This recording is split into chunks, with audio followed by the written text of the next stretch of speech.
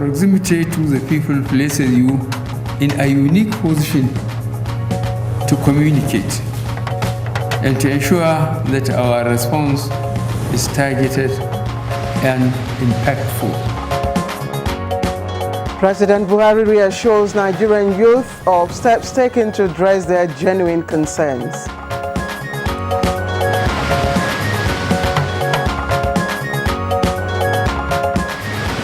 Federal government signs 105 billion naira agreement on Afam power plant. Local investors are always the great litmus test for the investment environment, and this transaction is a confirmation of the reform trajectory of the government. Secretary to the Government of the Federation seeks support for the Nigerian Legion.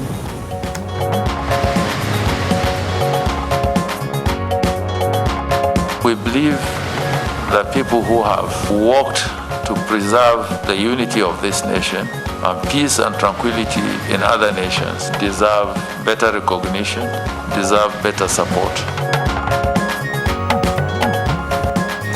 On Good Morning Nigeria today, we shall focus on government intervention programs for the youth.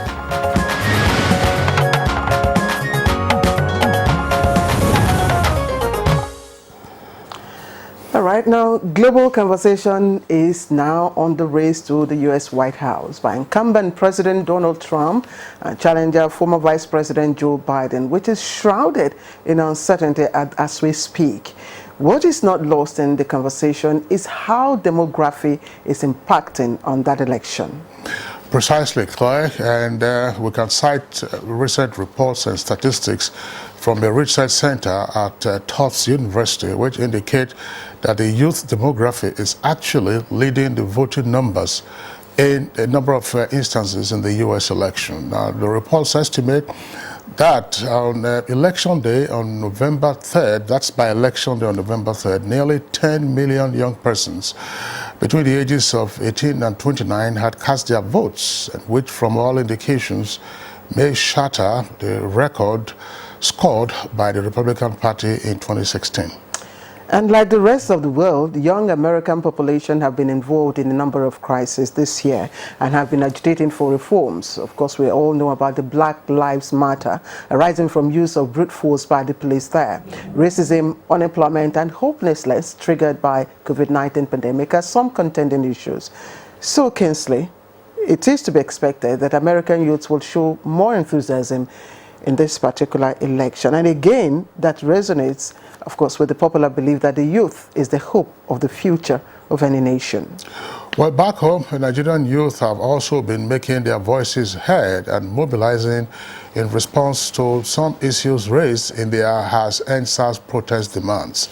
Now, aside from a request for reform in police-civilian relations and how security matters are addressed, development analysts note that the subsequent hijack of the protest by hoodlums to go looting suggests deficits in government's initiative to effectively engage the youth population. And other commentators, specifically, of course, that the Progressive Governors Forum, have noted that the NSAS protests is, according to them, proof that the Nigerian youth are troubled.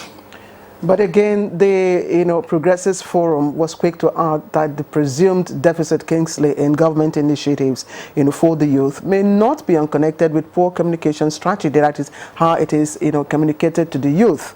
So to stretch our earlier quote by Filipino writer Jose Rizal a little further, we live in an age when to be young and to be indifferent can no longer be synonymous, and we must prepare for the coming hour. Unquote. Now, again, citing the Progressive Governors Forum's allusion to poor communication strategy may be a pointer to the deficits that needs to be addressed, because in the aftermath of the NSAS protests, federal government has come up with a number of structures, programs, and initiatives targeted at creating employment opportunities for our youth, imparting skills, and building entrepreneurship.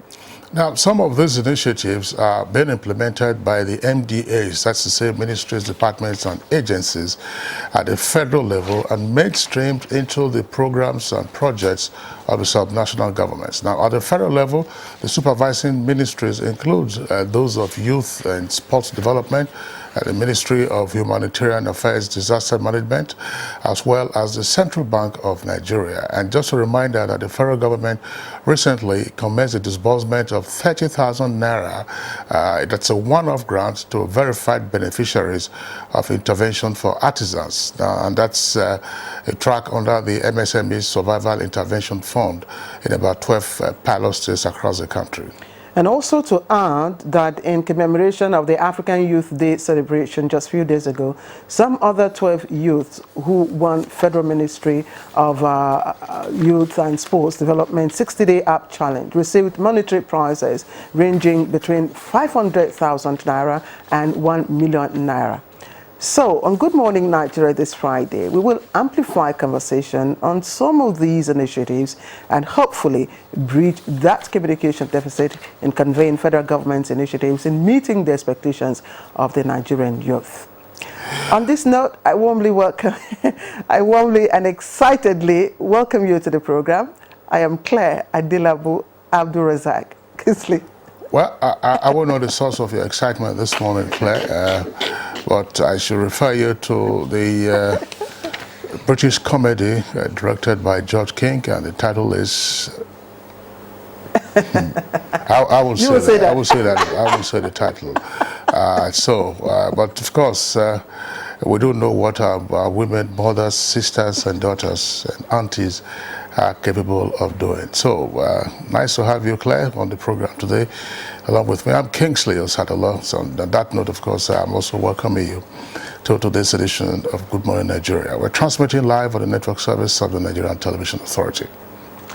All right, I won't let the cat out of the bag. I'm sure Kingsley would know why I'm so excited. I'm really, really excited, honestly. And, well, you know how we roll on the program, but for the benefit of our first-time viewer, the complementary segments include news highlights coming up presently, and of course, Baya Toyebi maintains a regular newspaper review slot, and that's after the business news. Now, 40 is the old age of the youth, and 50 is the youth of old age. That's according to Victor Hugo. So let's join one of our youth anchors, making us proud, Abdul Malik Adio, with highlights of the morning news. Hello, Abdul Malik. Hello, Claire, and hello, Kingsley. I won't say the title neither. I will just glance through that. Well, you're welcome to the morning news.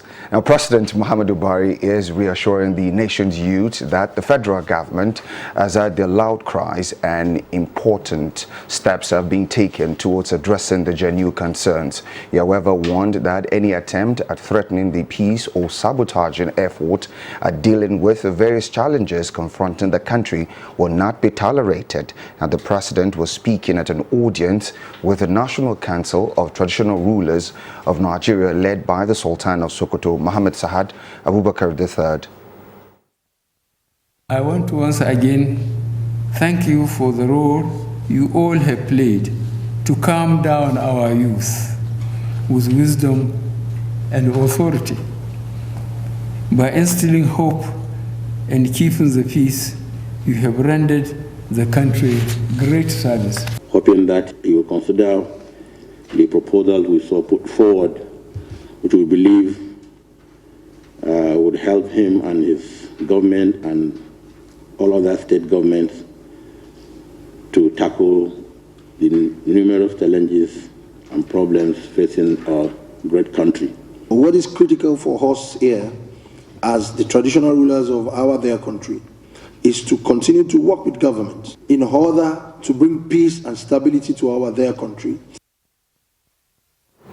Now, the Nigerian Governors Forum has commended coalition against COVID-19 on its position in the recent NSAS protest that led to the attacks of palliatives in warehouses in some parts of the country and misrepresentation of facts that thrilled in the public domain. Now, the forum appreciates the intervention of CACOVID and subsequent presentation of fact sheet on the looted palliatives and planned to address the media on the state of affairs The forum also promised to support youth engagement in governance as well as stakeholders' contribution in sustaining strategic roles in peace and meaningful development.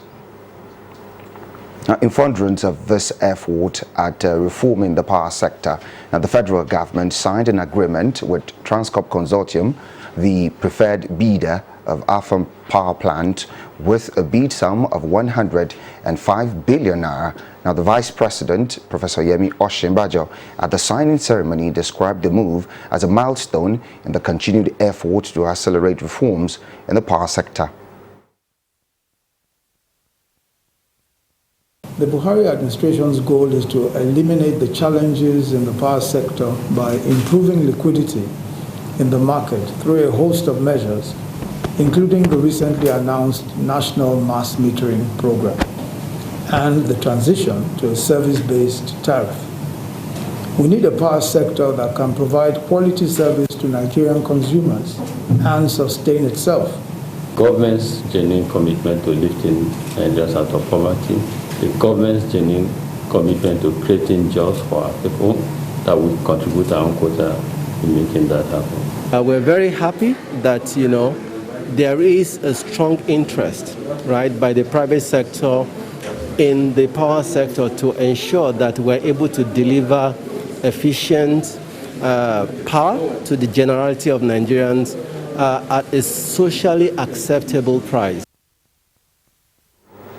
Now, Nigerians can honor the memory of fallen heroes and military veterans who paid the supreme sacrifice for the nation's unity by supporting welfare initiatives for their families. This is the view of Secretary to the Government of the Federation, Boss Mustafa, while receiving members of the Nigerian Legion in Abuja. The people who have worked to preserve the unity of this nation and peace and tranquility in other nations, even in the times of retirement or having paid the supreme sacrifice, even in the course of duty, deserve better recognition, deserve better support, and deserve better care. Now, the Nigerian Center for Disease Control, NCDC, has announced 180 new cases of COVID-19 in Nigeria. Now, the latest figures released brings the total number of confirmed cases to 63,508 infections in the country. A breakdown of the new cases from 14 states of the Federation indicates that Lagos recorded the highest number for the day with 87 new cases, while Oyo comes in second with 51 new cases. Now, others are FCT with 12, Plateau 10, Edo 4, and Ekiti. Ogun State recording 3 new cases each. Now, others are Bauchi, Kaduna, and Niger State recording 2 new cases. Now, the day's tally is completed by Kano, Ondo, Osun, and Rivers State, recording 1 new case each. Now, confirmed cases by state, Lagos tops the chart with 21,570, followed by the Federal Capital Territory with 6,177, and Plateau State comes in third with 3,662 cases. With the latest development, total number of active cases stands at 2,605, while 59,748 cases have been successfully treated and discharged, while 1,155 patients have died, unfortunately. Now, President Donald Trump repeats his assertion that he has won the U.S. election, although votes are still being counted. Now, the president claims that of tremendous corruption and fraud in the mail-in ballot without giving any evidence for his claim. Now, legal mail-in ballots are still being counted in 4 states of Arizona, Georgia, Nevada, and Pennsylvania, whose result will determine the election. President Donald Trump is confident that ultimately the judges will have the rule of the result. And that's the morning news. The program continues with Kingsley and Claire after the break. You're watching Good Morning Nigeria on the network service of the Nigerian Television Authority. Next on the program is Business News with Rodami Egirani. With unemployment rates higher than ever before due to COVID-19 induced lockdowns, young people are being encouraged to embrace various types of farming and food production, thus boycotting white-collar jobs and creating opportunities for themselves. Mbeke John Chidiebere, a veterinary consultant to a poultry farm, talks about the importance of farming and being self-reliant as a nation. Here we distribute day-old chicks, broilers, noilers, pullets and what have you. So I describe it as a very lucrative business in the food chain and food security in Nigeria. In fact, no nation will grow without agriculture. And this is one of the most important aspects of agriculture. And food production can never be overemphasized. Now let's take a look at how the stock market performed on Thursday, the 5th of November, 2020. The market experienced a slight dip yesterday, bringing the all-share index down minus 0.01% to 30,738.92 points from Wednesday's 30,741.88 points. Market capitalization remained relatively stable at 16 trillion naira.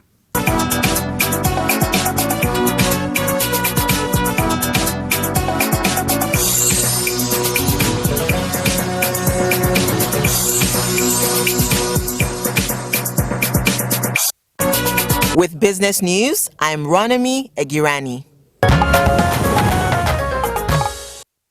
Ronami Egirani sounds great to me, but of course she's a Nigerian. Thank you, Ronami, for the business package. Coming up next is Bayo Teyebi on Newspaper Review. Don't go away.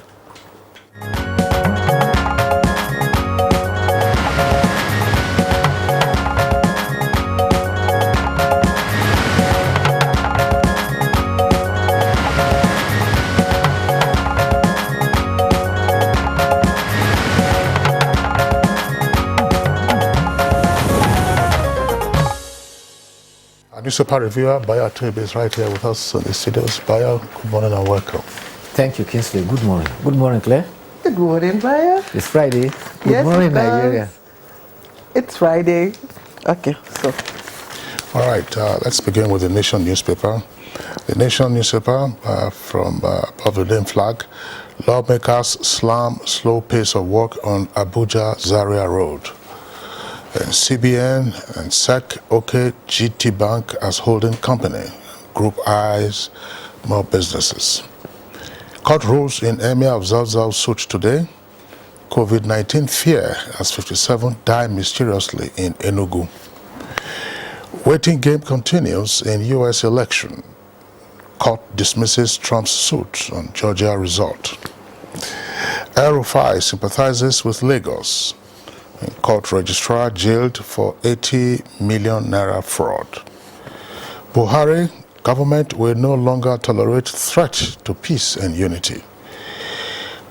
No more protests in Lagos, police warn. Oil producing states diverting 13% derivation fund, Omo Agege alleges. Claire. Like the punch.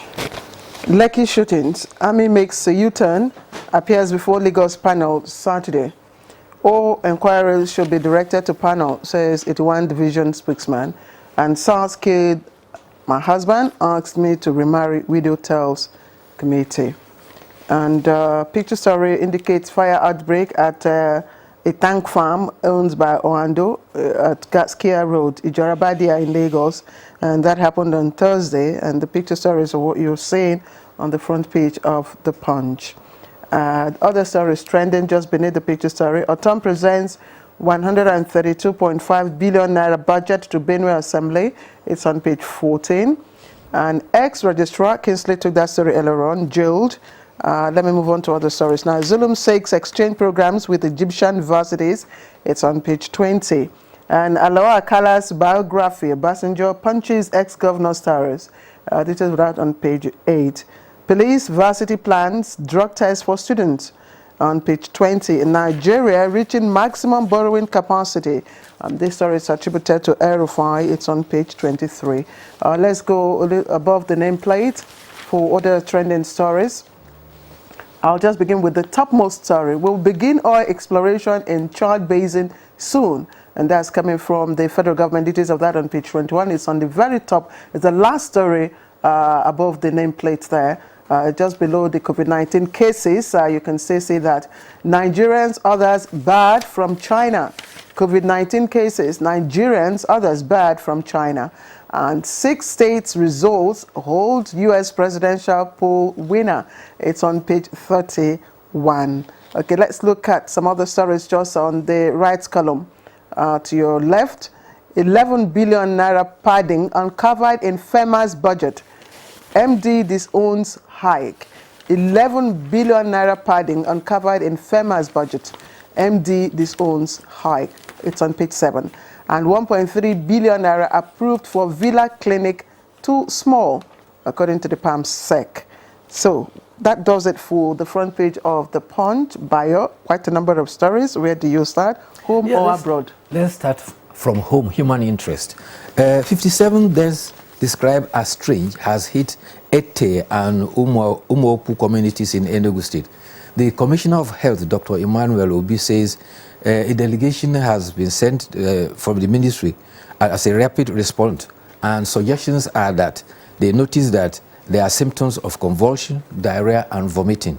From that report, they will adequately brief the Nigeria Center for Disease Control so that they will know what steps to take. And also in Delta, 15 persons have died at Uteopu, a community in Ika Northeast local government area. They are also suspected to have suffered from hemorrhagic fever. The Commissioner for Health, Modi Onoye, says that a team constituted and has collected samples will give a clear indication of the disease to determine the next line of action. Such instances have also occurred in the past. There was one that occurred in Kwara, and later on it was found out to be yellow fever. There was another that was reported somewhere, I think it is in the Benue.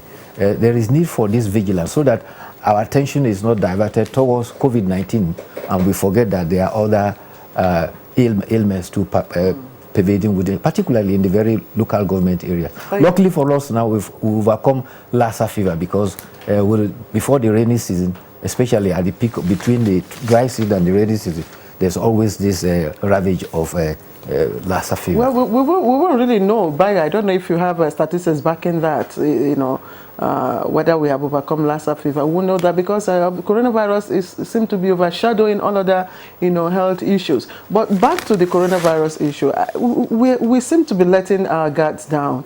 And I think I remember in one of the briefings, there was a warning that there may likely be a resurgence of coronavirus, and anywhere you go, you hardly see people, in fact, putting on their face masks or face shields. So it's becoming worrisome. A lot of people believe that, with the declining numbers, we're probably flattening the curve. Yes, apparently the Presidential Task Force raised this alarm, and they indicate specifically that we need to be exceptionally alert, particularly that United States and some countries in Europe, France, Germany, Israel, and the United Kingdom, they've all gone into second lockdown. And many Nigerians travel to some of these countries, and therefore we need to be very vigilant about Nigerians. In fact, there was an advisory for the Presidential Task Force about traveling to those countries, and also port health officials to be extra vigilant about persons arriving from those countries. Yes, but importantly, I'm trying to get a story that I read on the front page. Kingsley, sorry. It's on Nigerians and others bad from China. That's against COVID-19. I think that story, it's on page 7. I'm trying to see the content of that bio. Well, it is a statement issued by the Chinese embassy here that for now, due to developments about COVID-19, they are restricting entry of some Nigerians and other nationals into their country. Every nation is trying to protect their people, so we too must be very vigilant to protect our people, especially from importing COVID-19. Apparently that we have somehow contained it, and we still need to be extra vigilant by complying with the protocols. Now, the latest story around the world is the United States election, and it has been described as nail-biting. Most Americans who have been biting their nails, I'm sure by now, have no nails to bite again because nail biting has been going on for 2 days now. But everything is now come down to election result in 6 states: Pennsylvania, Georgia, Arizona, Nevada, and I think Nevada, and also 2 other states. Apparently, Pennsylvania carries 20 electoral college votes. If Biden wins that now, he's home and dry.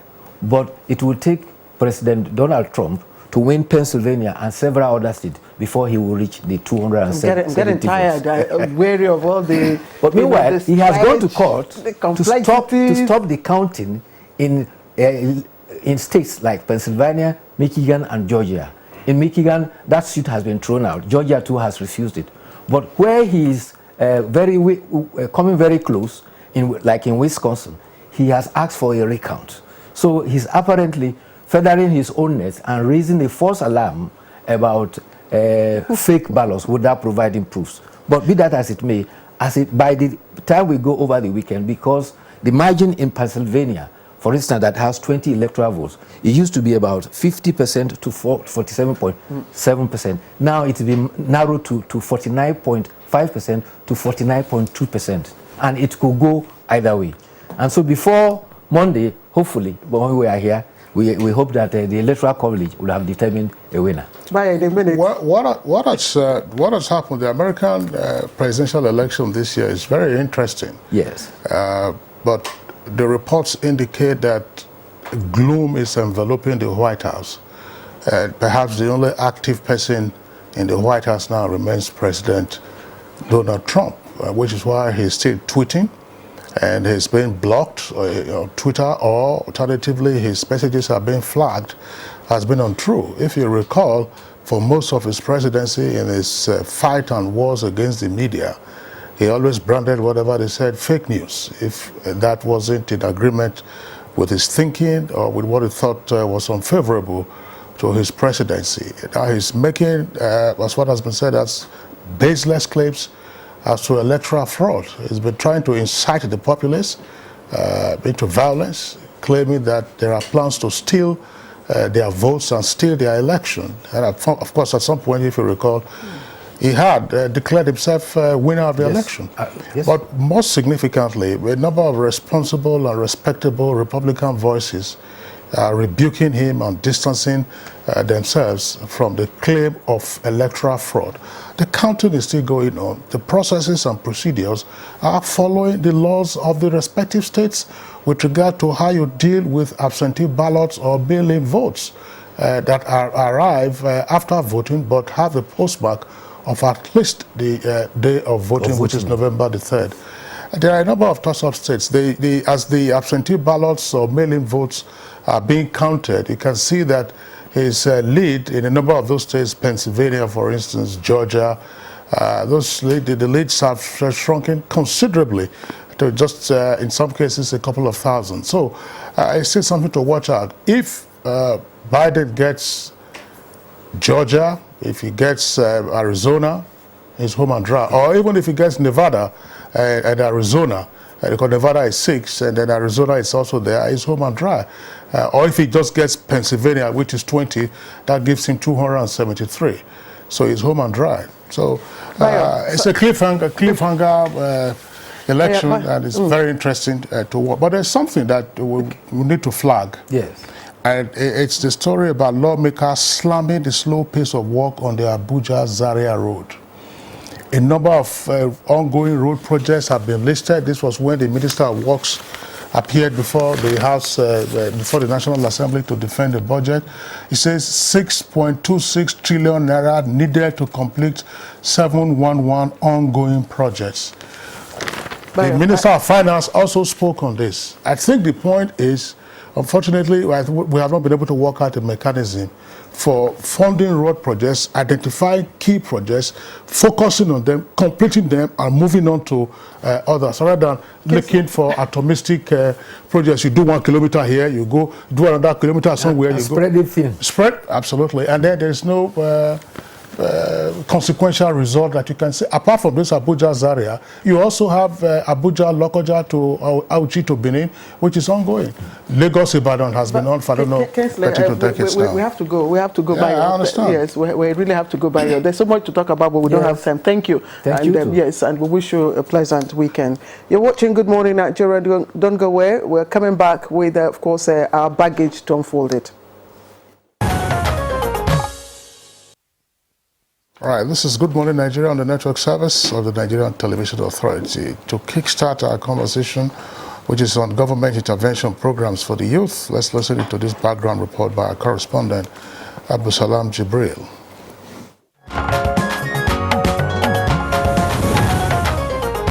Nigeria is the most populous black nation on earth, and data from the National Bureau of Statistics shows that its youth population is estimated at over 90 million. The numerical advantage of youths, experts insist, should be exploited for national development.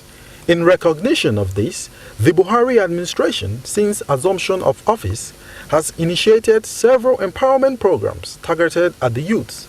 These empowerment initiatives by government aim to position Nigerian youths as drivers of national growth and development. They include the Empower Skills Acquisition Scheme and the Conditional Cash Transfer Program, designed to benefit poor and vulnerable households with a monthly stipend of 5,000 naira. They empowered me, I empower other people. Today, I hold my own fish farm. It has given me a passion to give back. There is also the Government Enterprise Empowerment Program, which offers interest and collateral-free credit to millions of micro, small, and medium enterprises operating at the bottom of the Nigerian economic pyramid. More recently, in October, the federal government launched the Presidential Youth Empowerment Scheme, aimed at creating 774,000 jobs across the local government areas in the country. In the same month, the 75 billion naira Nigerian Youth Investment Fund was created to boost the economy and create access to finance for youths. These are just some of the several youth empowerment programs that have been achieving positive results and testimonies from beneficiaries. However, some experts are of the view that a large number of the youth population are oblivious of these programs, are not accessible and visible, hence the need for increased enlightenment. During the NSAS protests also, many youths complained about the lack of accessibility to government empowerment programs and the need for more engagement of the youth. What more can be done to cascade government programs to the target beneficiaries? Guests on Good Morning Nigeria will give their perspectives shortly.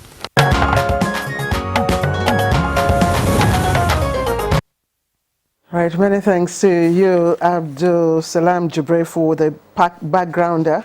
So let's welcome our guests here in the studio. First of all, let me quickly introduce Tola Adekunle Johnson.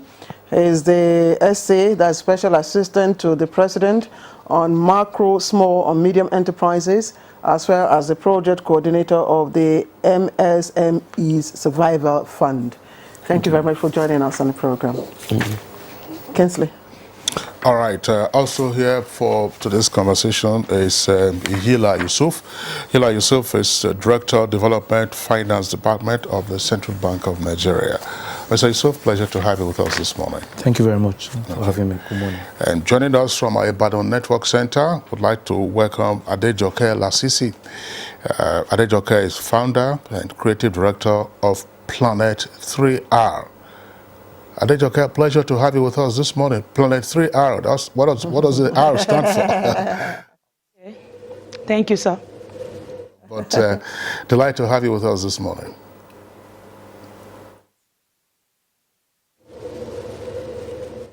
All right, Kinsley, of course, just to indicate that we had also reached out to the Minister of Youth and Sports Development, that's Sunday Diary. He had earlier indicated his interest to join us, and I think about a week ago. So we reached out to him. We do expect that he will find time to join us in the course of our program, hopefully. So, Kinsley. All right, let's begin with Tola Adekunle Johnson. We've seen the grants being disbursed to artisans recently, but we know that, of course, that's only one of several initiatives aimed at empowering young persons or giving them a nudge and a push. So just give us an indication of the number of other programs that are available before we zero in on the grants being disbursed to artisans. Right. Thank you very much once again. So during the COVID pandemic, when at the height of the COVID pandemic in the country, that was about March, April this year. So Mr. President had put in place the national economic, the Nigerian economic, what you might call it, the Nigerian Sustainability Committee that gave out the plan. Yes, that gave out the entire plan. And one of the components that was approved was something called the Survivor Fund. Now, the Survivor Fund was to cater for the MSME space. And within the Survivor Fund, you had about 3-4 different components.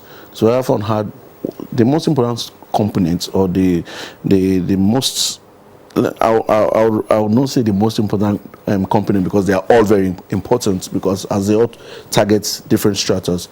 But there's a component called the payroll support, which was meant to help SMEs in the country. Payroll support. The payroll support is meant to help MSMEs in the country augment salaries, not pay their salaries, augment their salaries for about 3 months. So it means that as an SME, if you apply and you qualify, the government is able to assist about 10 of your staff pay their salaries or augment their salaries to as much as 50,000 naira per staff every month for 3 months for 10 people. In some cases, 30,000. So it depends on what, during the verification process, it depends on what we can confirm you pay your staff. If you pay them above 50,000, what they will get is 50. If it is well above 50, what they will get is 30. And why that is because we've just benchmarked 30, since that is the country's minimum wage. Now, there's another scheme called the general grants for MSMEs. What that does is SMEs, or the very macro SMEs that have been affected by the pandemic, are given 50,000 naira to support their businesses. I know a lot of people will say 50,000 naira, what can he do for a small business? But there are a lot of micro businesses that operate within that micro space. That's what is important. That 50,000 naira is very, very important too. With that 50,000 naira, some of them can retain their staff. Are they given? Sorry to interrupt you. Are they just given, or is it a loan, or is it? No. Okay. All components of the Survivor Fund they are all grants. There is no aspect that is a loan. All the components are grants. So when you apply, you qualify, and you are given. The onus is on you to use it very, very well. It is a grant from the federal government, not a loan in this case. Now, so they are given that 50,000 naira to support their businesses, and we cannot tell the extent at which that 50,000 naira can either help them retain their businesses or sustain that business. In this case, there's also formalization of SMEs. His Excellency, the Vice President, and Excellency, the Honorable Minister of State, Ajia Mariam Katago, have been going around the country with myself and a few of our different agencies that operate in the MSME space, with a scheme called the National MSME Clinics. This is a scheme that was approved by the NEC.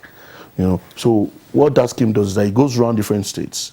It's gone to about 26 states now. It goes around different states and tries to figure out what the issues in that state are within the MSME space. Because it is very easy for you to say all MSMEs, their issues are access to finance. It is not access to finance. It cannot be uniform. There are a lot of MSMEs that access to finance is not their problem. It is capacity building. There are a lot of MSMEs that it is access to equipment, etc., whatever it is. So with that, we're able to realize that a lot of very creative and innovative businesses were not even registered, and they are not willing to register their businesses. And when you ask them, why is your business not registered? They'll say, oh, we can't pay 12,000 naira for business name. So we took note of that. So this Survivor Fund gave us an opportunity to be able to register 250,000 businesses free of charge. It is free from the government to the MSMEs, but the government is paying for it. The government is paying the Corporate Affairs Commission 6,000 naira per business. However, it is at a discount, but the government is paying for it. So what the government is doing in this case is investing in your own business. The government is more or less partnering you in your business and saying, you know what, I'll formalize your business for you. Once once you know your business is formalized, you can move on with the rest. That's on one side. Then there's been the issue of the artisans, the transport workers. Over here, we tend to think that those are, some people call them people that do menial jobs. The plumbers, the carpenter, mechanics. Their base is very huge. Their base is very large. It is very, very huge. A mechanic is not a menial job. Thank you very much. Thank you very much. Thank you very much. It's a skilled job. Thank you very much. So we have often treated them as people in the menial space. And if you understand that across the world, these people a lot of people are not even, sometimes when people have issues with their cars, they have to save up to go and pay, because they know that the mechanic will charge you, it will charge you very well. Just the same thing as the plumber. Abroad, a lot of people would rather do it themselves because they know how much they get charged for that. So we realize that even this space, let's give them something to augment whatever it is that they've gone through in this pandemic. It might not be a lot. 30,000 naira. It might not be a lot. People say 30,000 naira, what will you do for this artisans? But you see, by the time these people started getting this money a few days ago, and we started listening to what some people said they did with 30,000 naira. Somebody said he had, stock up. I said, what did you stock up with 30,000 naira? He said he had bought this equipment, he had bought this tool, he had bought that tool, and now he's ready to go. At least now he doesn't have to go and borrow from somebody. So it now hit me at that point that, wow, the government might be up to something with this particular scheme. There's also something that is called the guaranteed offtake. What that tends to do is we intend to inject some finances into MSMEs in the production space. During the pandemic, nobody was doing anything. Everybody was affected. Everybody, all over the world, people were affected. So we were working here. Yeah.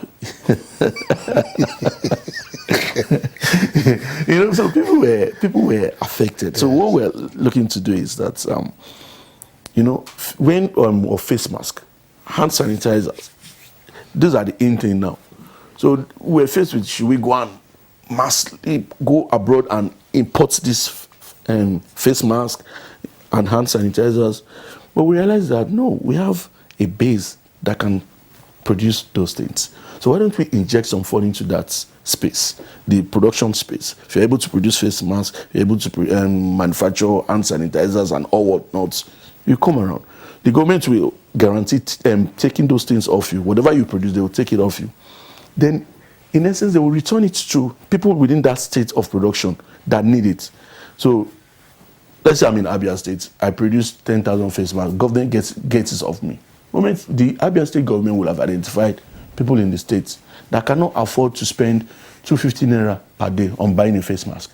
So those are the kind of people that government will just tell them, take this face mask is for you, this hand sanitizer is for you. At least you give them something that will last them for a couple of months, basically. So these are some of the tracks, basically, that we have put together for the Survivor Fund to ensure that, because we realized that those that will go to the computer and go and fill out the application form for the Survivor Fund might not be the same class of people in the artisan space, the transporters, the ones for the MSME grants, and those that want to formalize their businesses. So what we have done is that we've given a line for virtually 5 different strata of the economy. So, okay, a couple of people can benefit from here, 333,000 for the artisan and transport, 500,000 for the payroll, 250,000 for the formalization, 100,000 for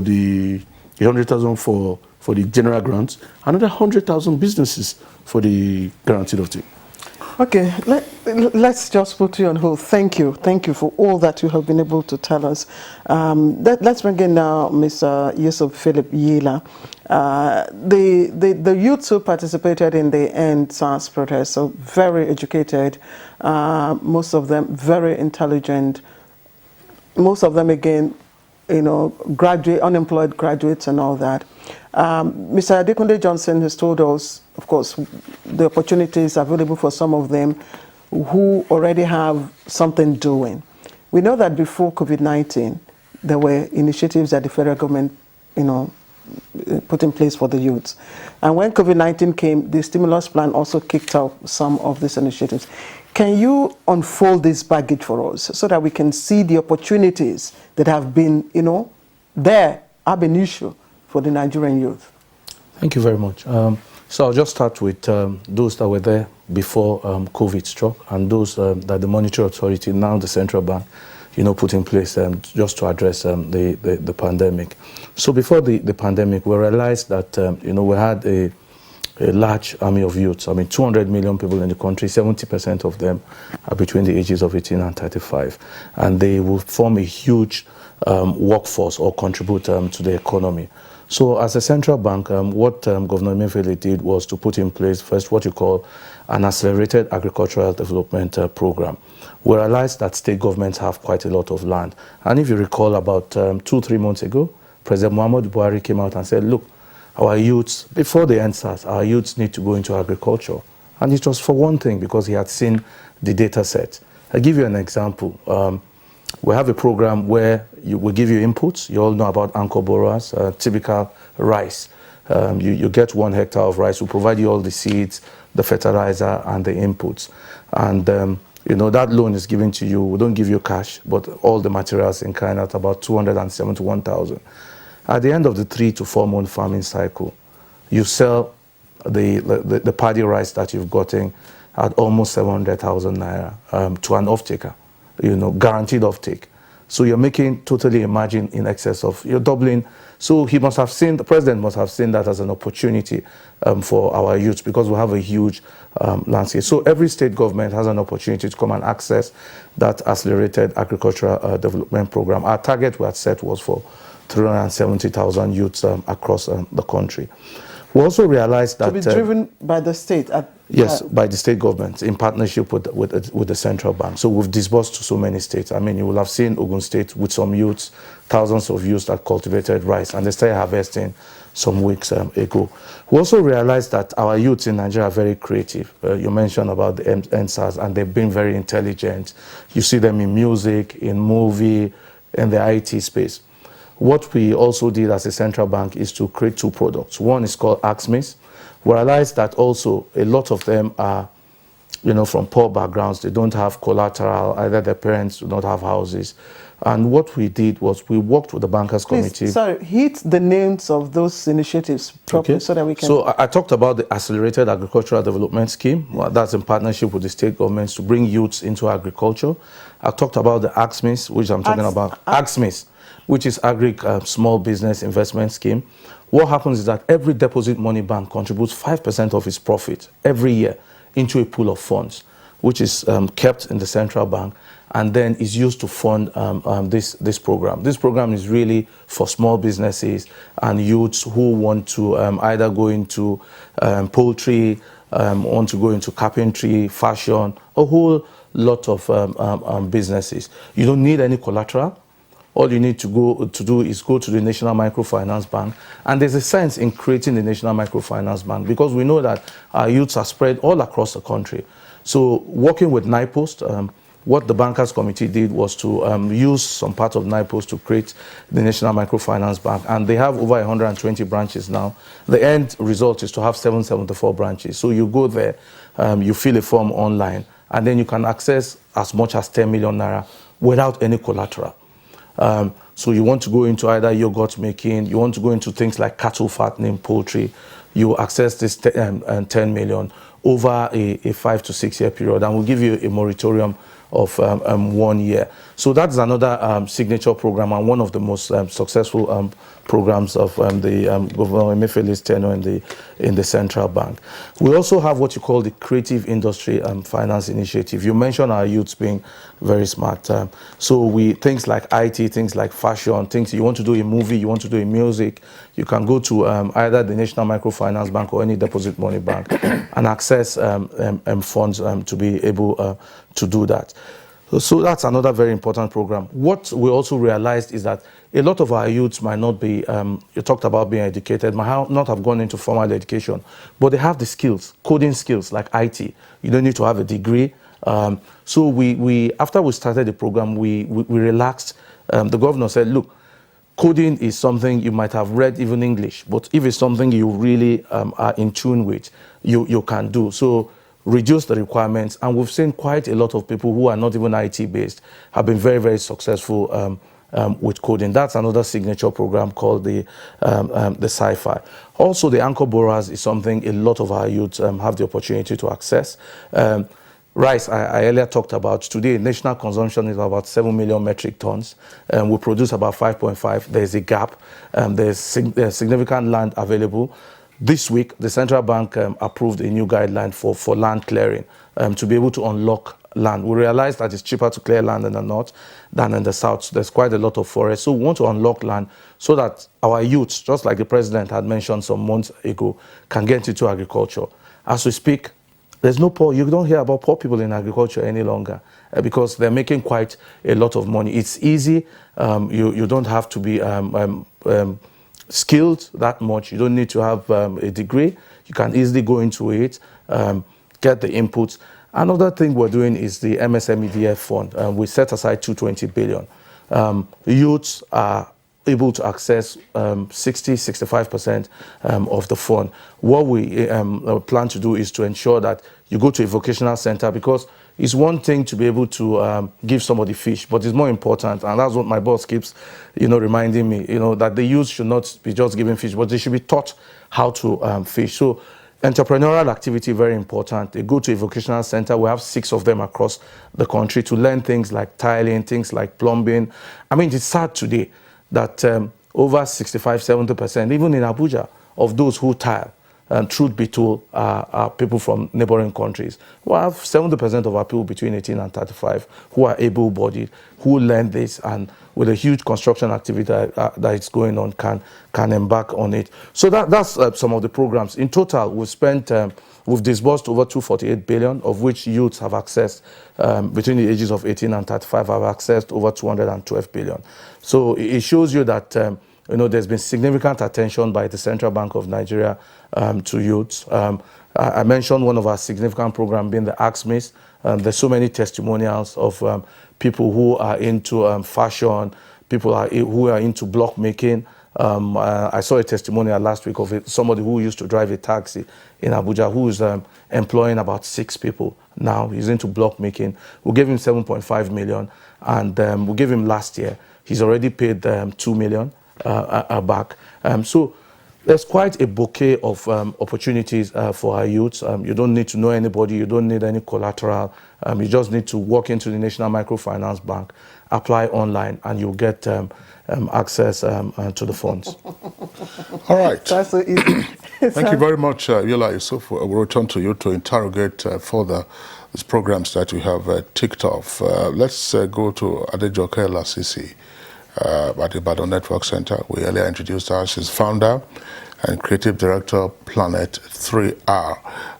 Adejoke, tell us, what do you do at Planet 3R, and what have you benefited from this range and scope of schemes and programs already identified by our 2 guests here with us in the studios? Thank you very much. My name is Adejoke Lasisi. I'm the founder and creative director of Planet 3R. So at Planet 3R, we convert textile and plastic wastes into beautiful products. Like this side that I'm putting on now, you can see this is made of pure water sachets. So we have other products that are made of pure water sachets. So aside from that, we create an environment where youths and women can train and have these skills so that they can be financially sustained. And one major thing that we do is we go to schools and communities, so we're able to tell them about having a clean environment and how this skill can help in helping Nigeria to grow. So about what I've benefited from the government. So in 2018, I applied for MSME award in fashion and style, because we work with in the fashion industry and environment industry. So by applying for that, I was selected, I was nominated rather, but I didn't win the award. But with that, I didn't give up. I just kept on doing my work, because what I told myself was that is not my time yet, and I had to keep on pushing. So in 2019, I applied for the same MSME award again, but I was not nominated, I was not selected. But that didn't make me stop. I kept on learning, I kept on improving on myself, on my skill, and I kept on training young people, core members in Oyo State, Ibadan. Even some organizations do partner with us to come and train some of their women, some of their youths in their community. So in 2020, I applied again for the same thing.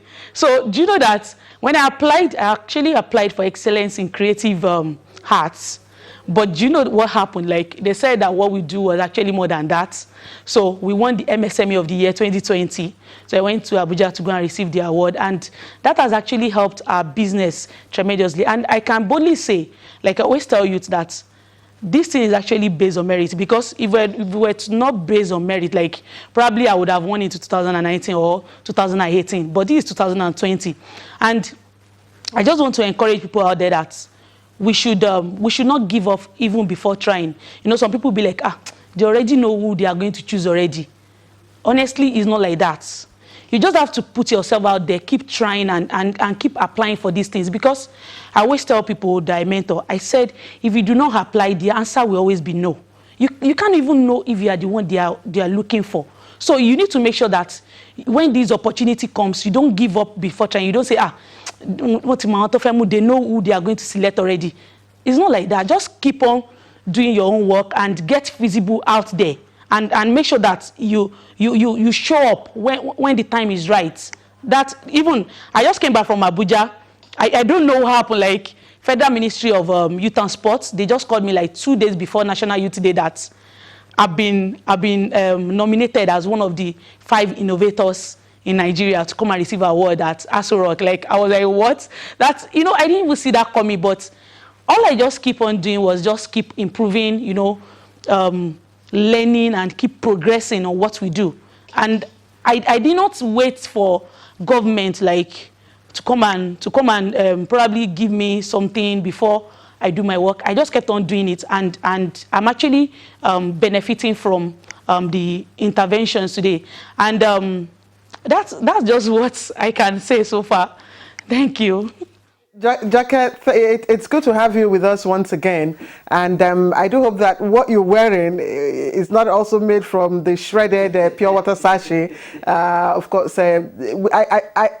oh, okay. Wow. I saw some of the products that you made, the bags, the shoes, the sandals that you had to make from, shredded pure water sachet. Very, very creative, I must say. But please share with us, because you've just told us that, maybe for 3 consecutive years, you had applied, for some form of grant, and you were turned down. Share with us the processes, access, how you got to know, and then what were the reasons adduced for, not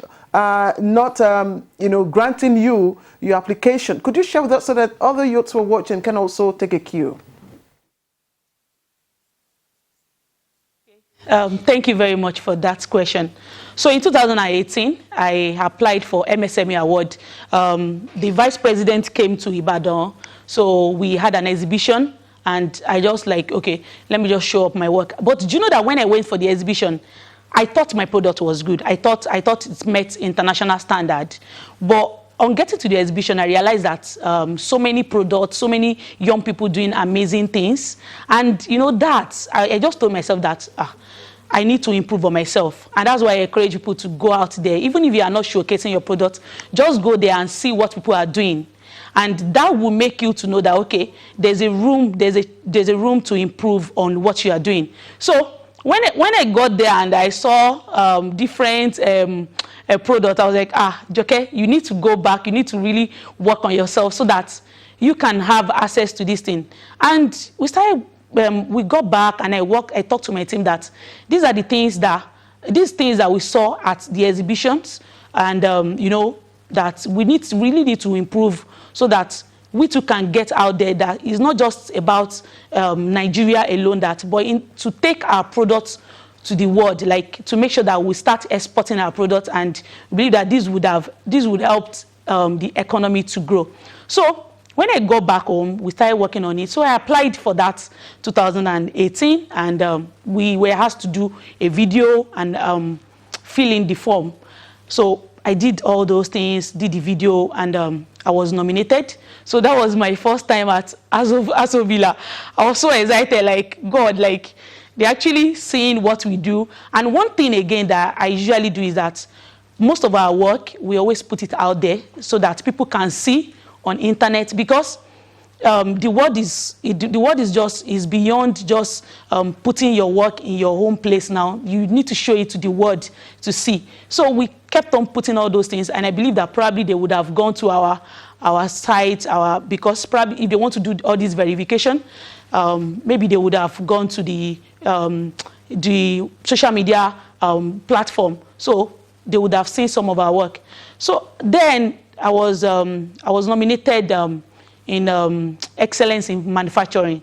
Though I didn't win, but I was happy with the winners, and I was able to like learn from those winners what they are doing, because in as much as you are trying to grow, if you have people to put you through, it's going to make you to grow faster. So I engaged them, you know.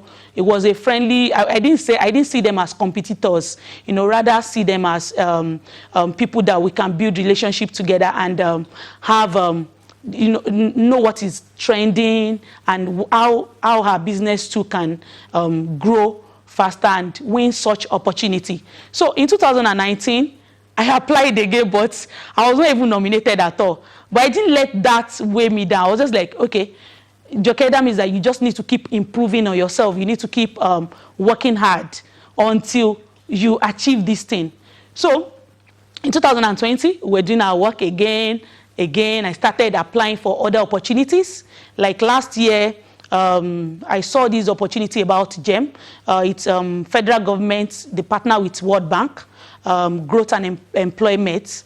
So when I saw those opportunities, and I applied for that too, the training alone, even if I did not win that grant, the training alone had helped my business grow before the grant even came, which I eventually got from the World Bank. So I was like, so this training, like the capacity, it helped us to build structure our business very well, like not just the grant alone, because in as much as you are being given money, if you don't know how to spend it well, you might not put it into good use, and it might be as if that you are not even giving anything. So I believe that the training that came first was very, very great, and I must commend the government for that opportunity. So not everybody got the grant, but we all got the training, which was very, very good for our business. I believe one of the things that actually helped me to win this, to come up with an innovative idea that would help not just myself now or my community, but, you know, contributed to one of the Sustainable Development Goals by reducing the effect of climate change on the planet. So all these things, we're just like, okay, let us keep pushing them and keep pushing them. And one major thing that I've realized is that so many of us don't really make use of our smartphones. You know, all these informations, they are there online. But I just want to encourage the government to like probably work with more organizations working with grassroots, so that people from grassroots who can know more about these opportunities, especially for people that don't have smartphones or people that don't have access to internet. But for the youth that have access to internet, you know, sometimes when I post some opportunity online there, majority of them don't see it. Probably because it's not the styles, like probably wearing clothes, doing this. Or, you know, it's until I win that stuff and I put it, I'll be like, when did this program, when was this program announced? When did this application come in? So I believe probably government needs to share it more out there, so that they will get to, like, more youth to get to see all this opportunity when it comes, and And I also want to encourage you to not be scared of all those voluminous applications, because majority of us are always scared of writing that much, as we'll be like, this thing is too much, this thing is too much. But we need to put in the work. It will not just come. Like, you can't get all these things on a platter of gold. You need to work for them. They need to see you that you deserve that thing before you are being given to. Thank you. All right. Very, very interesting, Adejoke. We will come back to you. I have a few more questions for you, but I'm just a bit curious. What you are wearing, you say, is made from pure water sachet. Well, our studio there is very cool, so there's no risk. But can you step into the kitchen with what you are wearing? No, but it's a question. It's a question. Honestly, I mean, Joke, I think you should answer. Can you step into the kitchen with what you are wearing? Yes, I can. Yes, I can step into the kitchen with what I'm wearing. Pick an item from the fridge and then quickly dash out, but you can't use that and face the oven, can you? Face the oven, can you? Of course, I can. I can face the oven.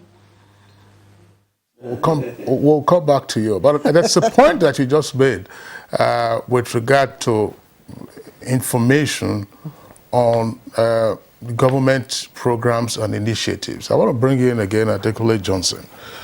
Interestingly, earlier this week, we had some young persons who were with us on Good Morning Nigeria. Well, on Monday, actually.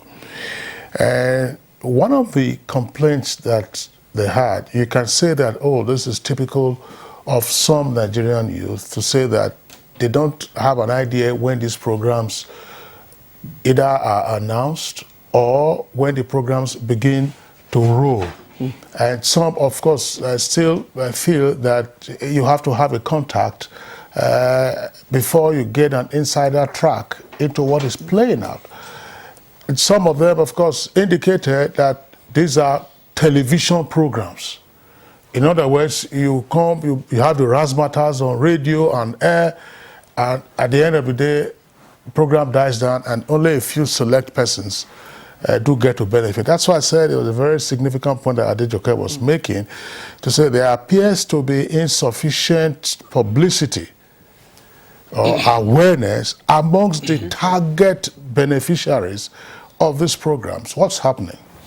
All right. Thank you very much, but please, you kindly permit me to say to Adejoke that it's nice seeing her again. Funny enough, I did not realize that she was the one. But levels have changed. Yes, yes. Until you mentioned Planet 3R, I think she was one of those that won a car this year. She won a car, and I think $1 million or thereabouts. She had tried 3 times, and I think she has the right mentality. I would not be shocked. She's destined for greatness, because I remember 3 years ago, she had tried. She knew where her flaws were. The other time when she tried, apparently she was calling people around to ask what were her flaws. She needed to know where to improve. She said she wasn't even interested in winning or not, but she needed to improve for herself. You see, the right mentality is always, it will help you in some way to kind of gauge how far you can go in life. She's got the right mentality. And I'm happy to hear that apart from us, other people have supported you. You've gone ahead on your own to make good use of whatever platform you have been given to get other things to yourself. So congratulations, and I believe that the Honourable Minister of State, she will be very proud of you, and His Excellency President and Vice President will be very, very proud of what you have been able to achieve with the platform that the government had supported you with. Thank you. So with regards to information, let me use this particular survivor scheme as a case study. What we have done is that when we launched on the 21st of September, well, for that week, or for the first 4 days after the 21st of September, the Survivor Fund was the #1 trending topic on all the social media platforms. That's on the social media platforms. Now, for those that really matter, the target audience, we had ensured that Smedan, who are a member of the committee, the Smedan DG is the chairman of the media subcommittee, and what they've done is that they have information across the different parts of the country in different languages: Hausa, Yoruba, Igbo, and Pidgin English. All the media that they were sending out, adverts that they were sending out with regards to this thing, had Hausa, Yoruba, English, and Igbo. And aside from sending that out on TV, they also followed it up with radio and jingles, because there's this thing that there are a lot of people now that listen to radio. Then another thing that they did was that they sent people to different rural areas to speak to them. If you need help in filling this form, if you need help in doing this, we'll do it for you. Basically, if you want us to do this, we'll do it for you. But I must also commend state governors. The partnership with the state governments with regards to the scheme has been hugely successful. When we started, Our Excellency wrote to all the 36 state governors and FCT minister seeking for partnership and for them to give us what you call a state focal person, someone who will liaise with the federal government, so that person in turn goes back to their state government to say, this is where they are on this program, this is how far they've gone, and these are what the requirements are for us to meet on the next scheme. So what the state governments themselves to have done in some cases, some state government took it on their own. They decided that they were going to disseminate this information in their different local languages as well. So that's adding to whatever Smedan was doing. It cannot be enough. I am taking away from what Adejoke has said and from what you're asking, that it can never be enough. So you need to keep doing more. So that is the sense of where we are, and I understand that we need to keep doing more. And we also understand that either in the steering committee, which is led by Our Excellency, or the PDO which I run, we understand that information is very, very key. And that is why immediately we started paying money last week to people, because we wanted to make sure that we're giving Nigerians accurate information. People had been asking us prior to last week, come and tell us those that have collected, come and tell us those that have collected. And you see, the truth is that we wanted to come and tell people those that have collected when we're sure that people have actually collected money. It was very critical. It was very, very important that it is when we are sure that people have collected money and we can say, oh, take this list, go and interrogate them on your own. It was at that point that we're going to start pushing out and say, oh yes, we have verified these people. They've met our requirements and they've met the conditions. They've collected money. So with regards to information, we've done our utmost best to ensure that the information for the different kinds of schemes that we have put together get to the target beneficiaries. We've tried to ensure. But they are still complaining. They're still complaining. I don't, Yila, Yusuf. Sorry, I just wanted to remain with him before you go to Yila. So the same question I was going to ask Yila, by the way. Yes. Okay, please. Yes. No, go ahead, answer. Yes. In terms of access to information and awareness and trust and confidence that, look, a potential beneficiary can step up to your process and procedure without knowing XYZ, and then get the grant or become truly a beneficiary.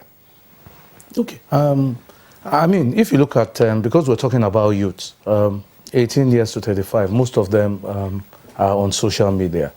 And you will see the testimonials. You know, before we went to the lady in Ibadan, I was talking about interventions we had done pre-COVID.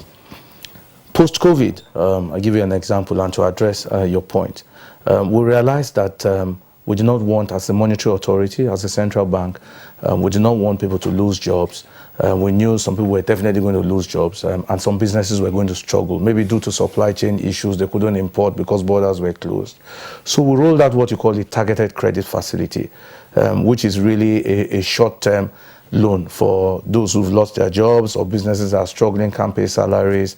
And we started initially with 50 billion. As we speak today, we've disbursed 100 billion, and the governor has increased it to 150 billion. To over 150,000 people across the country. What we've done is that on the National Microfinance Bank website, we've put all the names of those who've benefited.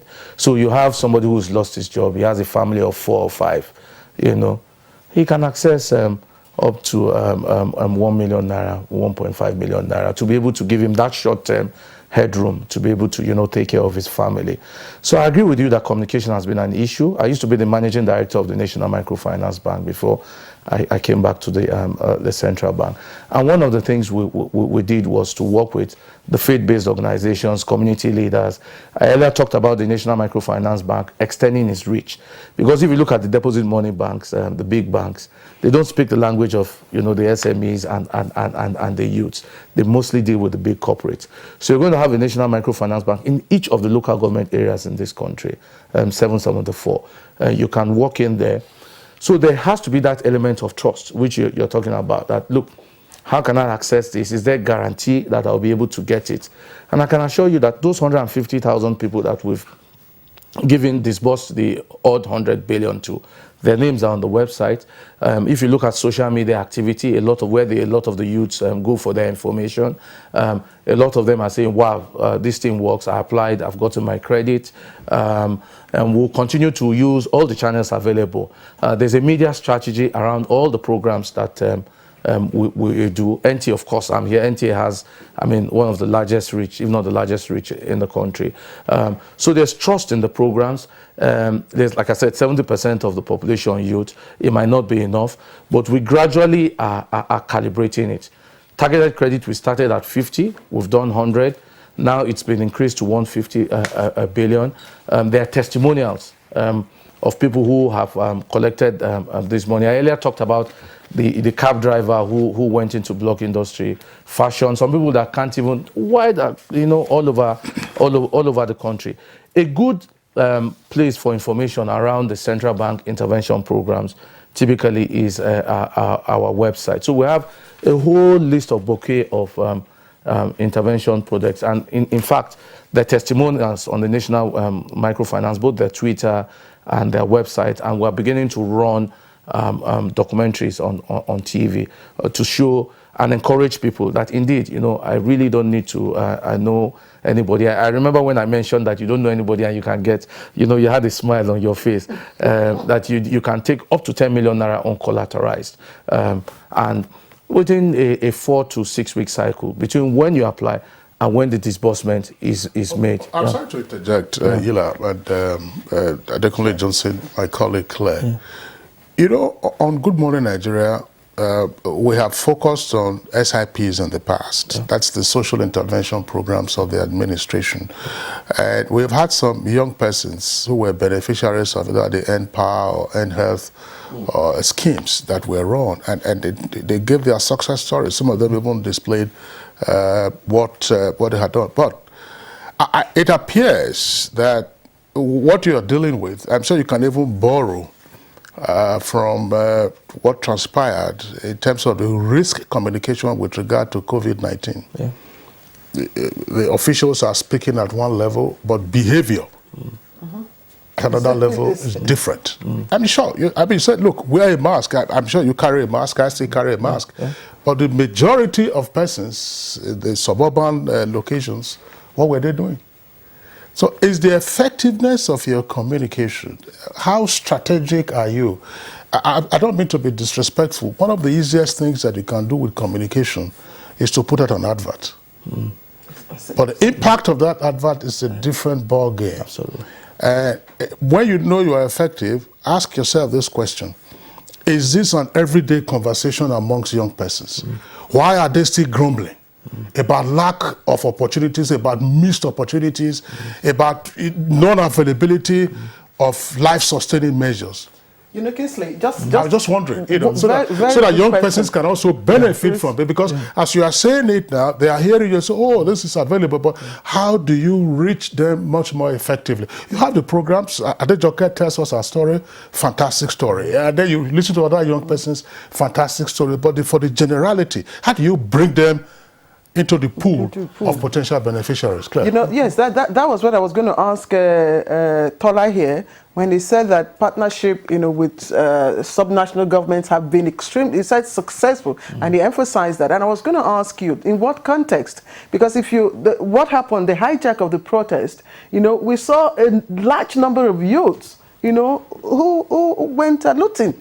These are Nigerian youths at the subnational governments. But you will respond to this question as well as Yila. I want to take a short break. When we come back, please don't forget the questions. It's on effective communication and how it has been able to, meet the expectations of the Nigerian youth. You're watching Good Morning Nigeria, and please, if you do have your suggestions, if you do have your question, if you're a youth watching, please send us your Twitter so that we can deal with them. So let's take the break now. All right, very interesting conversation we're having here in the studio, of course, with our guest. Tola, I posed a question to you. I want to know how, in what context you have defined your partnership with the subnational governments in regards to the youth initiatives, as successful. And secondly, you also talked about the SMEs clinic visitation. I don't know, where did you go to, and what was the conversation? Okay, so with regards to proper information, because usually, like you say, it's very easy to just put out an advert. That advert becomes very effective when you start seeing the results. So with regards to proper communication, we on our own, like I said earlier on, what we did with the different states was to say them that you as a state government, you say, some states, maybe I don't even want to start mentioning what states or what particular state governments now. Some state governments dedicated their state's local media stations, whether radio or TV, and even their print media to helping in just going around disseminating this information. In just helping. With regards to you had kissed this question earlier. Yes. I'm coming to Has it turned out to become an everyday conversation amongst the youth? Well, I can say that the Survivor Fund is fairly popular. It's a fairly popular scheme. Now, the issue is when people are saying, oh, I heard about this scheme, I've not benefited. Basically, then we're on the table having a discussion. But when people are saying, never heard about this scheme, when did this happen? So that's a different kind of conversation. So I say we have more people saying, oh, we heard about this scheme now. How do we assess? Oh, I want to assess this. I just said about this from somewhere. So that is a kind of, we need to do more. We understand that we need to do more. We need to get to a place in our nation where when we have a scheme targeted at somebody, the person must know, let the person apply, let the person, if the person does not know anyone, let the person benefit. We need to start setting systems. When you set a system, it functions. Whether it doesn't matter who is, like the TV system. Once you put the remote, it doesn't matter who is controlling it. Whether you are the one that bought it or not, anybody can come, take the remote, change the channel, so that it's functioning. We need to start putting functional systems in place that, regardless of who runs these schemes, it just functions seamlessly. But I also understand and I agree with you that the issue of the information dissemination is very, very key. It is, in short, it is the most important aspect. Otherwise, you'll be fetching water inside the basket. And with regards to the MSME clinics, it's good that the CBN is here because they are a part of the partnership of the MSME clinics. The Ajojoke herself, some of these awards that we've given out, that the president has given out through the VP and the minister, they are a partner. They are a partner as well, basically, and some private sector and some MSME agencies in the country. The VP has gone to about 26 states. 26 states across the country. We're due to go to 8 more states this year, but for COVID. And the thing is, what the clinics have done is that from the clinics, other things have been able to emerge. Because we use the clinic to find out what the issues are. Then we come and try and fix it. From the clinics, we've launched what you call a shared facility. We realized going around that some SMEs, no matter how brilliant they are, there's nowhere, they on their own do not see where they will get the fund to buy the kind of equipment that they need. So what we have done is that we've looked at states and said, okay, give us 4 clusters that you think you can build a business case around. And when the states give us, we'll look at it and look, okay, we narrow it down to about 1, 2. And what we'll do is that we'll go into that state, partner with the state will provide the facility. We as federal government will get our private sector and our MSME clinic people to get the equipment, mainly the private sector, will get the equipment for that cluster in that place. It means that everybody who does not have money to use to buy that equipment can now use that equipment. What class equipment? I don't know if you are aware of what we launched in Lagos. Over 200 and something equipment in Lagos, where MSMEs can go there, make they have monogram equipment. You can make all sorts of end-to-end. You can make wedding gowns there. You can sew for the military there. You know what the state government has done? The Lagos state government has said to all its parastatals in Lagos that every uniform sewn in Lagos must be from that place. So when we get that kind of partnership and support, you are now telling us as federal government that we can go and do more. But when we get to states where we don't have cooperation, you are not, because with that, it means that that place can sustain itself. Because what that does is that an SME goes there, we want you to be able to, an equipment that will have cost you about 10, 12 million naira, go and use it for like 1,500 naira, you make your productions and you go. So at that time, you really do not need to own your equipment, but it does not stop your job from coming. With the MSME clinic, we've launched what you call one-stop shops. It means that what one-stop shops do is that they bring the key SME agencies like the Bank of Industry for access, the Development Bank for access as well, NAFDAC, CSC, SON, we bring them together in one place in partnership with the state government, so that if you have an issue as an SME in that state, as opposed to going, I'm going to NAFDAC office today, or tomorrow I'm going to CSC office, you find all of them in one space. You go in there, discuss, tell them what your issues are. If they're not able to fix that issue there, then there's a line where they escalate to Abuja with their their DGs, basically. And this has worked in like in about 8 states. As we speak now, we're working on about 2 states that will be launching their shared facilities, hopefully by first quarter of next year.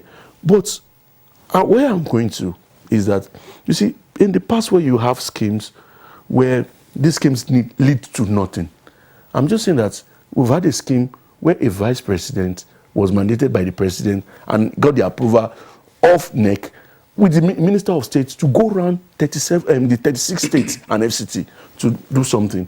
And out of them, look for these people's problem, try and start solving the problems. Have you visited FCT? Oh, FCT, we had the National MSME Clinic for FCT in 2017. Yeah, I'm familiar with the clinics, yes. And I think, Claire, there have been reports on whenever the vice president takes off with all of this. Once again, Yila, Yusuf, you may wish to elaborate on this.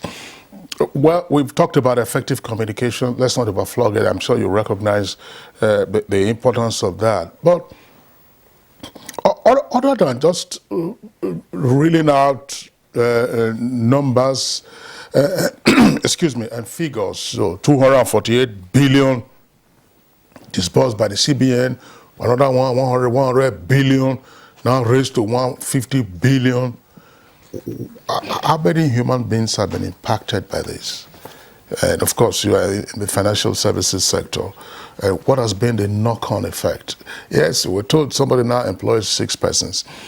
What are the life-changing experiences of these persons? Are you with me? That way, I mean, if I were a youth, I wouldn't be competing with my children now. But if I were you, I would say, look, there's an opportunity there. And that opportunity means that I don't have to know you, Yila, Yusuf, before I come. I've never had to know any person before I got a job. Yeah. So what do we have at this time, and how can we smoothen it over? And what hopeful message can you give to our some of our young viewers who are watching right now? Thank you very much. I'll start, and I agree with you that the communication needs to be strategic. And it is only when the communication is strategic you can build trust on the programs, and people can begin to say, wow, this is real, you know, I can get it. Like I said earlier, I don't need to know anybody. But indeed, there have been huge success stories. So the easiest part is disbursing the money as a central bank. But the KPI for my team as a development finance team in the central bank is the impact on the economy. You know, how has that money that has been disbursed contributed to national development?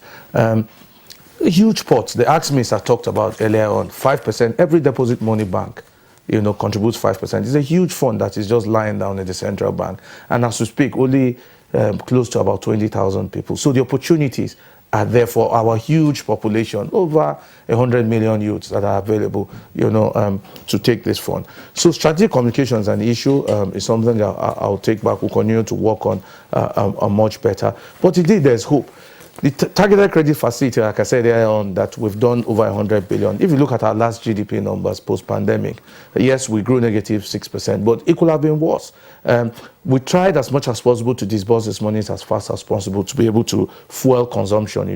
The only way you can reflate and bring back the economy is when you get activities moving. And it is only when people have these monies in their hands, small businesses, households, they can go and buy, trying to stimulate demand. But indeed, there's been very successful stories across the country. But it also starts, like you mentioned, strategic communication. Where I come from, the Northeast, if you use the example for the targeted credit facility, which we've done 101 billion today, the least disbursed region of the country is the Northeast. For you to be able to take any of our intervention schemes, you need what you call your bank verification number, because that's the unique identity that we'll use to be able to identify you and track you. In the Northeast, as we speak, where I come from, not a lot of the youths, have BVN numbers. So that strategic communication starts from, how do we get you to get onto the BVN platform so you have access to financial services? And then how do you know that these are the bouquet of products that are available and this is the right one for me?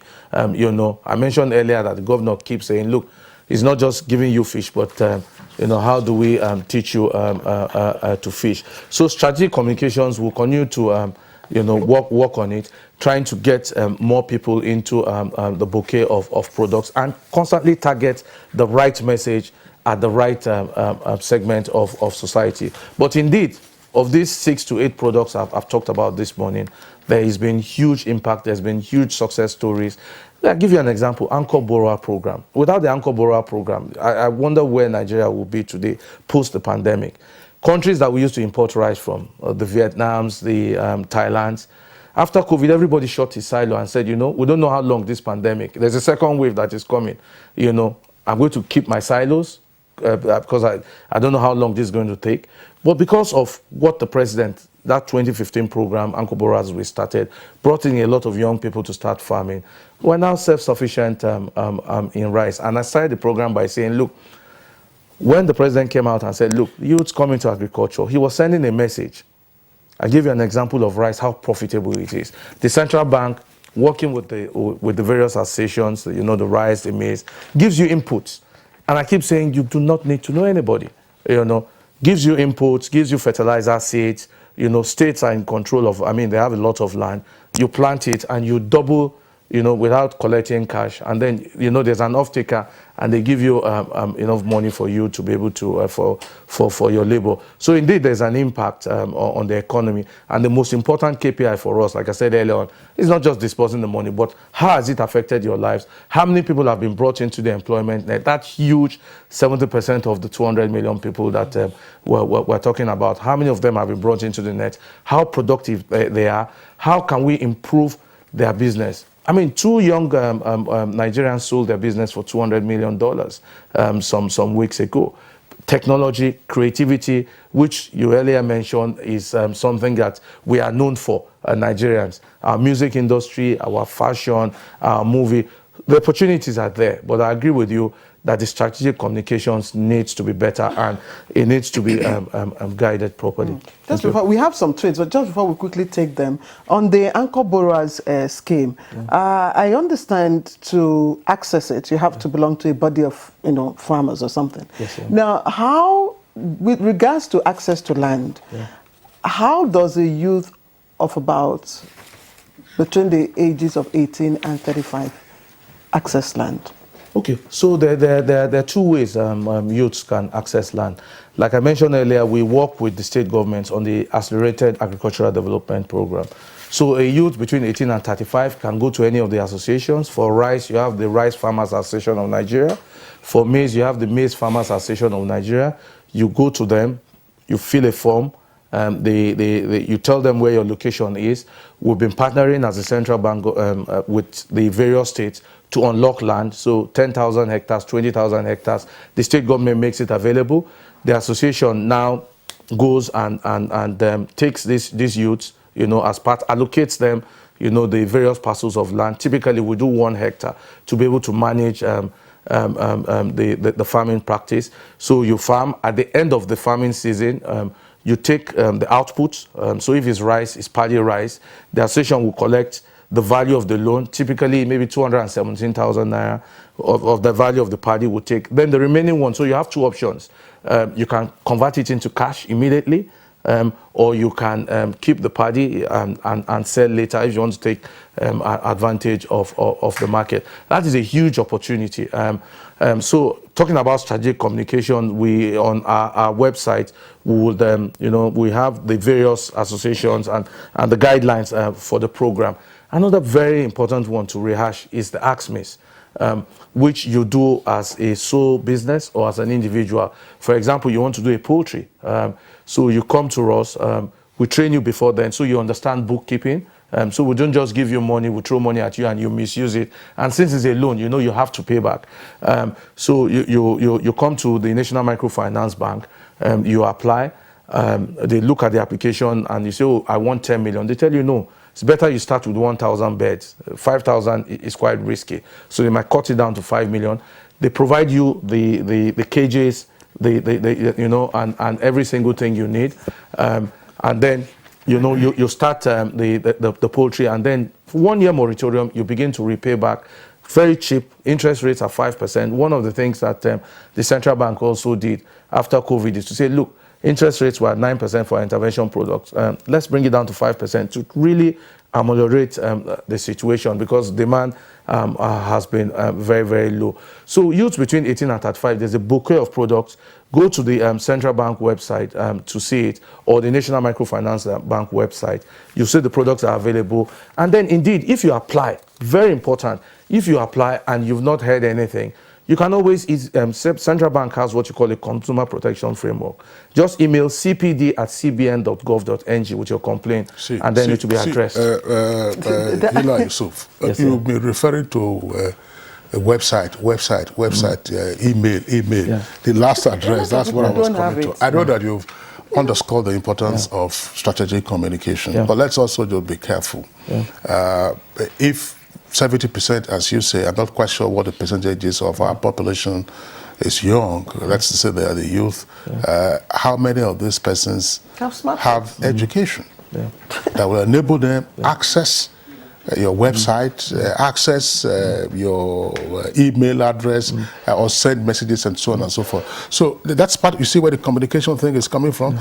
There's a lot of emphasis. You know, you have gone, I know that is e-governance, but we also have to understand our local environment and how to effectively reach these other segments of the population that may not be able to follow through with what you are saying. At age 18, for instance, you've talked about 18 to 35. I know that that's the usual age group for the youth.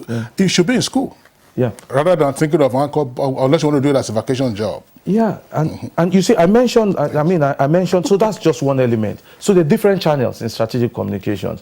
I mentioned that the reason why the Bankers Committee and the Central Bank created the National Microfinance Bank is because of, one, this access to data and information, awareness, reach, and because there's a post office, we looked at it and we said, look, what is the easiest way to be able to reach our people?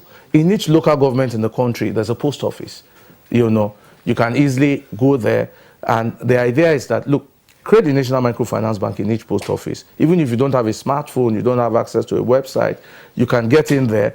There are people who will listen to you, will tell you exactly the products are available, how to apply for them. And then, once you apply, even if you don't have any of the tools, the channels to do, you can do a paper-based application. I also mentioned that we're using faith-based organization and also community leaders. So we just really need to communicate better, put the strategic plan available for everybody to be able to understand exactly this is the program, and then use the different channels. Yila and Adekunle Johnson. Gentlemen, you talked about all of this, but monitoring, evaluation, and control, very important. You can use faith-based organizations, but if you sit through their sermons or you sit through their services, to hear what is going on, at what point are these schemes being mentioned, or it is demand for offering a tithe that you hear mostly when you haven't heard something. But gentlemen, it's a very interesting conversation. We're trying to make it as light as possible so that the young ones can follow us. I want to go back, Claire, to Adejoke. Adejoke Lasisi, well, I have a raft of questions for you, but they are very simple. One, you've talked about your mentorship segment. What is your background, and who are those that benefit from your mentorship? And you can tie that to what we've been talking about here, that yes, these schemes and programs and initiatives are available, and you don't have to know anybody to do it, but we are not seeing a deluge of young persons accessing these programs. I'm sure, just take one of those sites at the warehouses where the food lumps were looting the palliatives. If you are unlikely to see persons of that number go to any of these schemes to access the schemes. So why is that so in your opinion? And how can we get the food lumps out from the warehouses where they were illegally into this scheme so that they can become as successful as yourself? Okay, thank you so much for that beautiful question. Like I said earlier, I said the federal government needs to work with more with organizations working with the grassroots. Okay, this one now is to Mr. Tola Johnson. Like, I have a lot of people in my network, and when I heard about the Survivor Fund, especially the aspect of the 250,000 free businesses registration, I told a lot of people about it, and you know, the information that was given online, and I shared it. Do you know that most of all those numbers are not reachable, and the emails as well? So majority of the youths cannot even like have, they don't have access to those people that were put on the list for each of the states that people are going to register their businesses. That is that. So for people that, you know, like, what I can really see is that Nigerian youths don't trust the government anymore.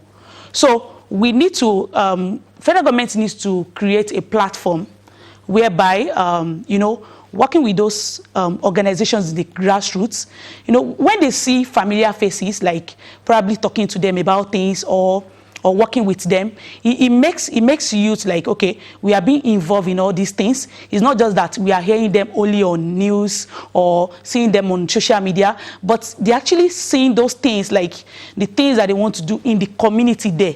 Like, it's not as if that is news that is far from Abuja.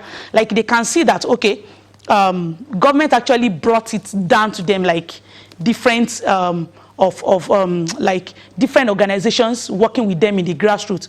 So it makes like I would say that it will make government work much easier, like to access these people, and I believe with that probably the youth will start trusting the government again. Then aside from that, like the shared facility Mr. Tola Johnson talked about, which I was privileged to attend, the one that was opened in Oyo State, Ibadan. So there were a lot of machines, equipment there were a lot of this stuff too for shea butters, not just for fashion now. So there was like two industries, two sectors in Oyo State here. But one thing that majority of the people that I'm mentoring do talk about is that they don't know how to access that shared facility. They don't know how to get information and probably get to open the place and use the place for the people that are meant to use those places. Like majority of the time, it's just being locked up. So we need to really, federal government needs to really work with more organizations that are really into grassroots, so that these things will be easy to access. I'm grateful for this Nigeria Youth Intervention Fund. I think that one is from the Federal Ministry of Youth and Sports, because before I share this information online, I always like to check it out or verify myself, because I don't like to just put something that probably I didn't check it first. I believe that so many people, they follow the post that I make online. So I try to apply myself first, and I realize that, okay, after the application, I saw that, okay, training will be done for people and do not pay anybody. So this is like something like you want to like help people, because if you ask people that you want to help and trying to tell them to pay probably 10,000 or 20,000 naira before you can access that kind of thing, it might be difficult. And government should try and make most of all this process. They should make it easy for youths, or especially people that are not educated, to have access to these funding or opportunities. Not everybody is privileged to like probably have this know how to use the internet or go to school. So we should make sure that government should work with the local organizations, so that people that are not educated, or even people that don't have access to internet, can benefit from this program. Thank you. In just less than a minute, there's a question Kingsley asked you, and it's very critical. Just less than 30 seconds, you know. Maybe I should put it this way. Who are you? Because the belief there is that you must know somebody to know somebody. What's your background? In less than 30 seconds, so that Tola can round up for us. Okay, I'm just, like I always say, I'm an Ibadan girl. I graduated from OAU, Obafemi University, Ile-Ife. And to be honest, I tell people that I'm just a living example of, you know, I believe in, like, God will speak on your behalf. But one thing that I always say is that you need to push yourself out there first. Your application, when you're applying for these things, it needs to speak for you out there. Because they don't know what you do until you tell them. They don't know where you are until you let them know what you do exactly. So that is what I do. That's what I believe in. Okay, thank you. Thank you, Joke. Tola, yes, before we bring in Tola, you know, we have some tweets. Okay. They're speaking to some of the aspects of what our guests are already talking about, and I think they may have some posers, as well as further clarification. Jones Ferrari, kudos to the president. Truly, no government in the past has done this before in the history of Nigeria. I urge all the youth to make use of the vast opportunities available. Kiss, I think we have just time for just one more. You can take that one more, and then Tola can just... All right. Let's say we have this one. Say the intervention of the federal government is commendable, but most times those programs don't get to the intended beneficiaries. So proper monitoring and evaluation is sacrosanct. That's Utulo Sunday. Okay. Tola. And then Nandom he said the youth, invest in them, keep them interested and creatively involved in life. Yes, in less than a minute. Okay, so thank you very much. That was a very good feedback. So what we will do is that we will reach out to those that are supposed to be responsible to picking up those calls and see why they are not picking up, and then we'll see what has gone wrong. But it's very good that she has brought that up. And with the shared facility, we'll check with the state and to see with our people what is happening there. The thing is there, but no one is meant to pay any ridiculous amount for it. But in trying to round up, let me just let Nigerians know that every aspect of the Survivor Fund is a grant, and at no point are you required to pay anybody 1 penny. At no point. Good. And so it is very clear for people to understand that. Shared facility for shared butter production. Do you have any in Niger State? No, not yet. Fine, please go there. I know that they produce a lot of shea butter in Niger, and women are heavily involved in that. Gentlemen, and Adejoke Lasise, we deeply appreciate your being with us on the program today. Of course, Yila Yusuf, a director from the Central Bank, and Tola Adekunle Johnson, of course, from the Vice President's office, where he's project coordinator of the MSME Survival Fund. So, all right. Yes, Kingsley, honestly, I think we need to do a part 2 of this. It's been quite interesting, but I would like to appreciate you once again, all of you, for joining us for another edition this Friday. It's the end of the working week. We'll be back same time next week. I am Claire Adelapo. It's not same time next week. We are back on Monday, same time, 7 o'clock in the morning. Claire is already having a week off, and that's why she's getting a bit excited. I hope she's not. I'm Kingsley Osadola. Enjoy your weekend.